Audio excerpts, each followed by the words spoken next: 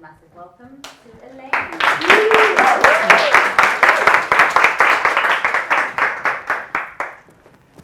This isn't a TED talk, but I do have an idea worth spreading. It's a textually transmitted disease, and I will be spreading it. But don't worry, I'm only going to be using words. Or maybe you should worry, because maybe, just maybe, this is an idea that will cause you some dis-ease, some unease, some discomfort. Because I'm going to take you on a trip to the dark side. And resilience definitely has one of those. If this was something like an Alcoholics Anonymous meeting, I'd be standing here right now saying, I'm Elaine, and I'm a resilience wreck. Fortunately, I'm a recovering resilience wreck. So I do have something positive to say about resilience. About this quality, which is now so sought after, so in demand, that it's one of the top 3 most popular topics for business talks. Maybe that's why you're here tonight. Me, I'm just here for the free stage time. My love affair with resilience begins early, very early. It begins at 4.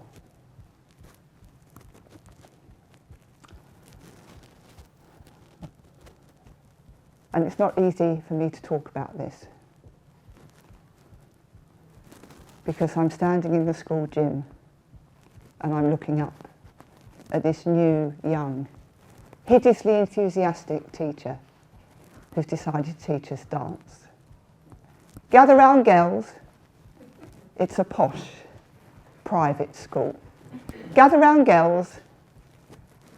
I'm going to teach you a few simple steps, and you'll all start off on this blue mat. And then when you've mastered those steps, you'll move over here. Singly, in 2s and 3s, all the other girls leave the mat. I am the only kid in a class of 30 who cannot master these few simple steps. But even as my face gets redder and my sweat gets wetter, I carry on trying until the lesson bell rings and I can escape. I am, as usual, the last to return to the classroom. I have trouble tying my tie, buttoning my buttons, lacing my laces. I pull open the door and I see this bold, brash American girl standing at the front of the classroom, demonstrating my diffie dance steps and saying to the other 28, "Can you believe that anyone can be quite that stupid?" It is the most humiliating moment of my very short life. And in that moment, I grab hold of that word stupid and I install it in here as part of my identity. This is it. This is why I struggle with my uniform. This is why I fall over in the playground most days. This is why I cannot do any of those seemingly simple things that all the others can. I am stupid. And if there is one thing I cannot afford to be, it is stupid. My parents are both obsessed with education, never having had any. At home, I am sandwiched between 2 brilliant boys. And at school, I am ranked from 1 to 30, test after test, time after time, term after term. I cannot not be stupid. And so I embark on my life of resilience. I become like a superhero. Who here has a favourite superhero? Yeah. What's not to love? And whether your favourite is Deadpool or Wonder Woman or any of the others, there's probably been a film about them in the past 10 years. Because like resilience, superheroes are also on the rise. Yeah, and you can understand why.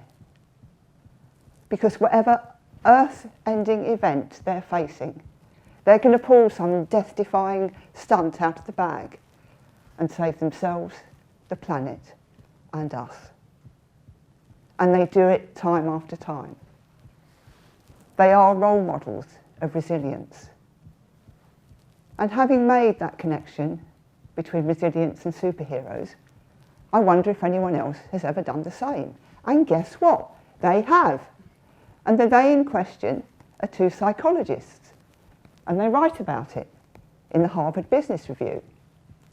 They compare leaders who have become overly resilient with a superhero cartoon character who bursts through a brick wall, unemotional, fearless, hyperphlegmatic, stolid, solid. That's me for most of my life. And from the outside, it probably looks like a really successful strategy, being resilient. I pass exams, I go to university, I build a successful corporate career. But that's just from the outside.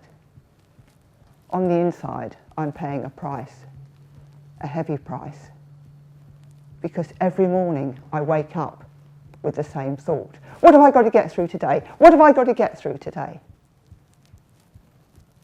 I'm not living life. I'm getting through it. I'm coping with it. Is that what life is for? And this may bring us to an important point about resilience, because I think it may predispose us, almost pre-program us, to put up with things in our life that are less than satisfactory. It may even make us think that we should put up with those things, because we can.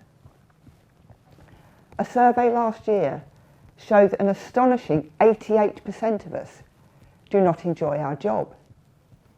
Yet hardly any of that 88% were doing anything at all, to change their job. That's how resilient we can be. Meanwhile, in my job, I'm not just building my resilience, I'm building something else. I'm building something I don't even realise I'm building. I'm building a shell of resilience. I'm becoming a human tortoise. And over the years, that shell is becoming harder and heavier and more rigid. And this may bring us to the paradox that lies at the very heart of resilience. Some of the experts will say that resilience has 5 key characteristics, and they'll be called things like agreeableness, conscientiousness, emotional stability, extroversion, and openness. But when we become overly resilient, we cut ourselves off from those very qualities that have made us resilient in the first place. Even worse, it cuts us off from the one thing that would help us. It cuts us off from feedback, external as well as. Anybody else remember that annual feedback cycle at work? That 360-degree thing? Yeah, that's the one. I could never look at my feedback until the last possible moment. And even then, I would have to go into a room with very subdued lighting. And 1 bottle of oak smoked Chardonnay, at the very least. And when I finally bring myself to read it, it's just a demonstration of Joseph Heller's saying, just because you're paranoid doesn't mean they're not after you. In corporate life, they were after me. The bastards! God, I must have been hell to work with. No, cancel that. I was hell to work with. And all the while, I'm building this shell. And now, I'm not just a human tortoise. I'm an overburdened human tortoise. And one day at work, that shell collapses. smashing those short, stumpy legs and that frail, fragile head beneath. I am crushed. I am broken. I am an empty shell. I have no physical strength left, and mentally I am screwed, because whatever it is that makes me, me, is lying shattered beneath that scattered shell. I'm off work for months and months and months, and for the first time in my life I have to ask for help. Because when you are so physically weak that you cannot even pull your socks on, that's pretty much a necessity.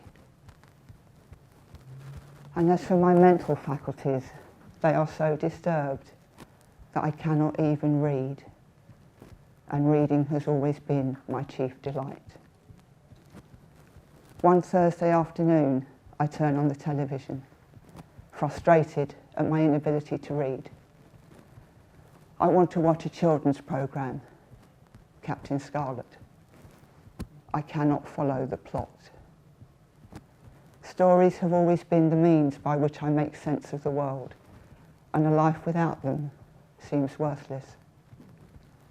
I contemplate suicide, but have to accept that I do not have the wherewithal to do the act. In the midst of all this, I vaguely realise that I have sacrificed my all. I have sacrificed all that I am on the altar of resilience in corporate life. And I don't even want to be there. I never did. I'm a wild child, a child of nature, a child of the forest. I don't want to be cooped up inside some stuffy office. That's how disconnected I've become from my own feedback. One miraculous morning, whatever it is that makes me, me, snaps back into place. And guess what? I can't wait to resume my resilient superhero lifestyle. I have learnt nothing. Fortunately, my employers are wiser than me, and they stage a very gradual, very slow return to work. A return to work that involves some coaching sessions. And it's during those sessions that I learn about another quality that also begins with R, resourcefulness. If you look resources up in the dictionary, it will tell you about external resources, money, manpower, materials. But what it won't tell you about is our internal resources. And it's almost as though the human system is wired to give us immediate access to those. Because in here is a world-class filing and retrieval system. A system that stores every single experience we've ever had. They're known as reference experiences. And when we're facing an unknown situation, a situation that maybe triggers overwhelm, a situation where we would typically reach for resilience, all we have to do is ask one simple question, 4 simple words. What can I do? And relevant reference experiences will download in front of us. And they will contain thought patterns, strategies that we can adapt to help us in the here and now. It's bloody brilliant! I loved it when I first learned about it. I love it still, and I use it a lot. Because 7 years ago, I discovered that I'm not actually stupid. Okay, you could have guessed that. I could probably have guessed that. I'm not stupid, but I do have a neurological condition, which means that certain things, balance, coordination, navigation, orientation, are difficult for me. But now that I no longer have a job, I choose with joy to put myself in situations where those very skills are at a premium. I choose to go long distance hiking for months at a time, in the knowledge that my inner resources will be more than enough, and that the more I call on them, the more resourceful I become. And I have good news. Well, it's good news for me.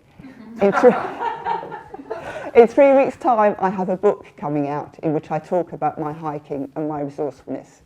So if you'd like to know more about that, just see me after, as my headmistress used to say to me with nauseating regularity.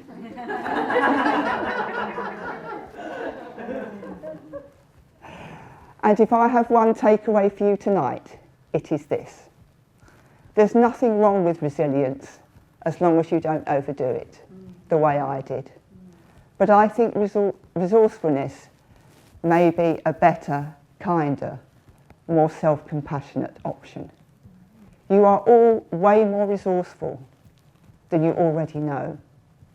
And if you remember those 4 simple words and get into the habit of calling upon your inner resources, you will all become even more resourceful. And I'm going to end, not with more words, because by this time of the evening, we've probably had more than enough of those, but with a couple of gestures.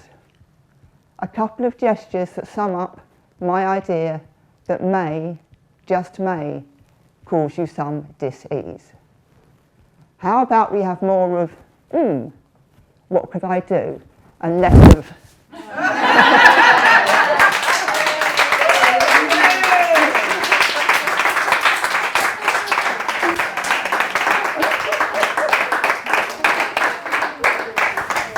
thank you.